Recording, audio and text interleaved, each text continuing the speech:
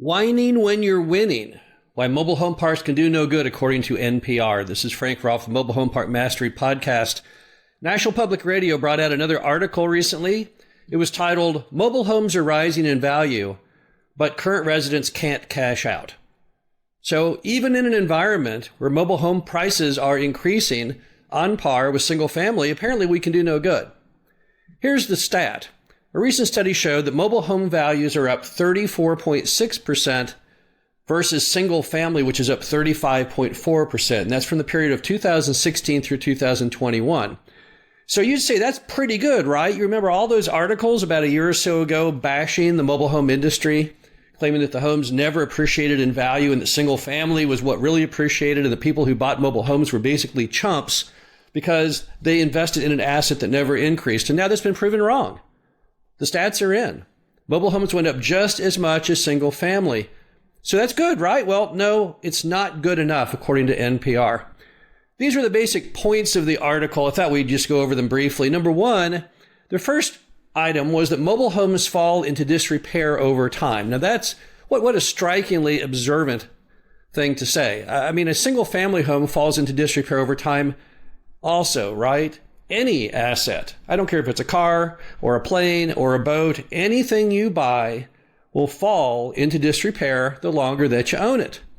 But the problem is with mobile homes is that the residents do not maintain them. The article points this out as a fault of the park owner. This is something I found always in talking to journalists over all these many years. They don't understand we are not in the apartment business. They think the park owner owns the land and the home, but that is not part of our business model. Our dream as a park owner is to be a parking lot, to never own the homes. And if we have to own the homes, only long enough so we can fill a vacant lot to sell them off. But in this case, they're trying to blame the fact that many mobile homes are in poor repair on the park owner, even though it's not our property. And that's simply not fair. Now, if you want to lodge blame on why many mobile homes do deteriorate over time, it's the reason that people don't do things like sealing their roofs when they're leaking, or replacing their hot water heaters when those leak, or fixing the plumbing in the kitchen sink when they leak. And the injection of water into any housing structure leads to infinite peril. Floors weaken, wood rots, you could have black mold. There's a myriad of issues that come from not doing proper routine maintenance, yet most mobile home owners do not. And as a result, the homes decline in condition. But you can't blame that on mobile home park owners. Their next point was that park owners lowball homeowners when they want to sell to them.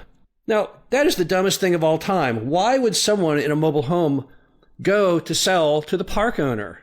The park owner doesn't want the home. We want to be a parking lot. We want nothing to do with the homes themselves. Nevertheless, the point of the article is that if you own a mobile home in a mobile home park, and you go into the office and go up to the manager and say, hey, do you want to buy my mobile home? They get a lowball offer. Well, of course they do. The park doesn't want it. That's not even the correct way that you would sell a mobile home. If you want to sell a mobile home, you would advertise to others who need an inexpensive place to live and sell your home accordingly. Can you imagine if single-family homeowners always just approached the homeowners association in their neighborhood and said, hey, you want to buy my house? Can you imagine the offers they would receive? Can you imagine how idiotic it is to even make that a point of contention? Next, it says it costs too much to remove them. Well, once again, I'm puzzled. I didn't realize that single-family homes are that easy to move. So I guess I was wrong. I saw some specials on it once on television about them moving a 2 or 3 story brick house down the street to a safer location. I've seen them move a lighthouse once in a documentary. But I didn't know that the whole point of housing is that you be easy to move. And what's really stupid about that article item is that it's the location that makes the mobile home valuable. There are mobile homes sitting in mobile home parks in Malibu, California, for example. Point Dume and Paradise Cove are the name of the 2 parks. And there, a single-wide 1970s home may sell for $400,000. Now, if I picked up that mobile home and moved it with a helicopter to Kansas, that mobile home would be lucky to fetch $5,000. That $395,000 price difference is based on the location. You don't detach the mobile home. You don't move it to some sales lot to harvest the value of the home. No, real estate is all about location, location, location. And that location is provided by the park owner. So if there's any value, if these mobile homes have gone up 40% in value, a big part of that is because mobile home park owners provided good, solid, attractive locations for the mobile homes to sit in, and that's what has created the value. But to say that the owner of that home is somehow punished because they can't move the home, well, that just doesn't make any sense to anybody. Also, the article wants to lambaste the industry because it says that there is nowhere affordable to move to if you sold your mobile home. Well, once again, I'm puzzled on what NPR is thinking here. When they say that, they are affirming the fact that we are, in fact, the best at providing low-cost places to live. We're the champions of affordable housing.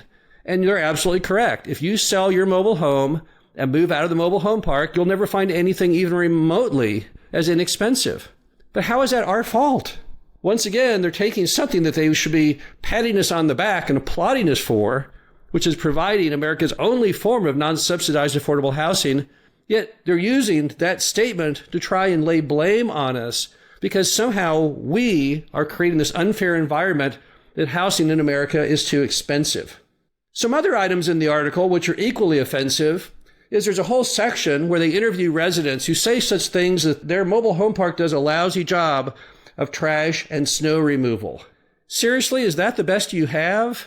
How in the world is a mobile home park really in the snow removal business? For at least half of the United States, it's not even an issue.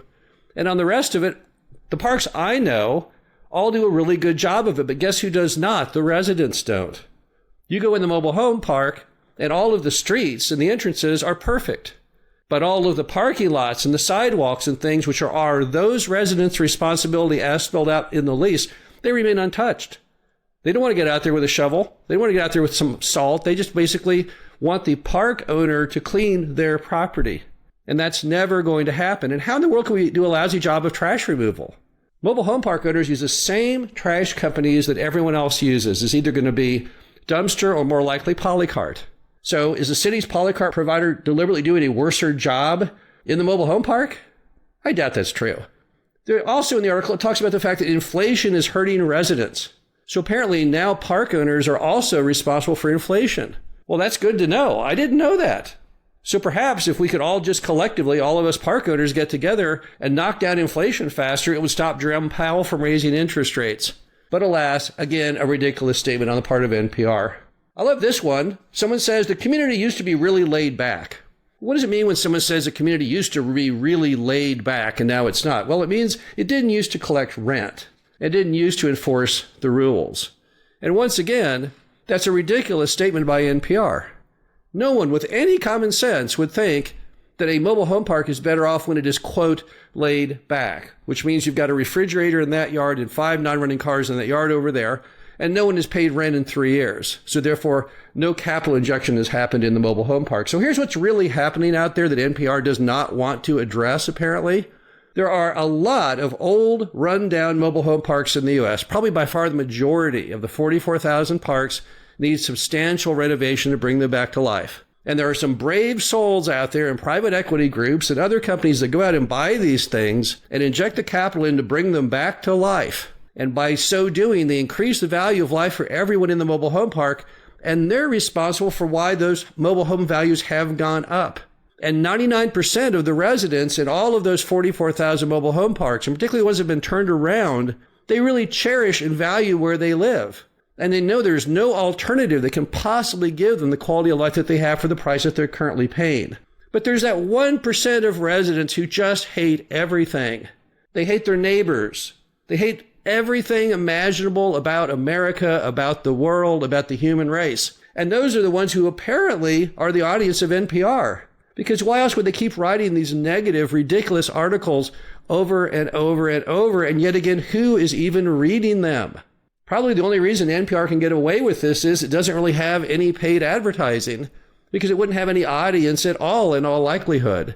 And when they write things like this, I have to assume if we could go inside of NPR and look at the actual rankings and ratings of viewership of their own articles, it would have to be near the bottom of the pile. The really good news is that hopefully this will all soon be ending. We have the midterms coming up shortly. Once again, maybe we can inject a little sanity and realism. Maybe the adult can re-enter the room And finally, maybe someone out there will start writing articles again about how great mobile home parks truly are and how fortunate our residents are to live in them. This is Frank Rolfe, the Mobile Home Park Mastery Podcast. Hope you enjoyed this. Talk to you again soon.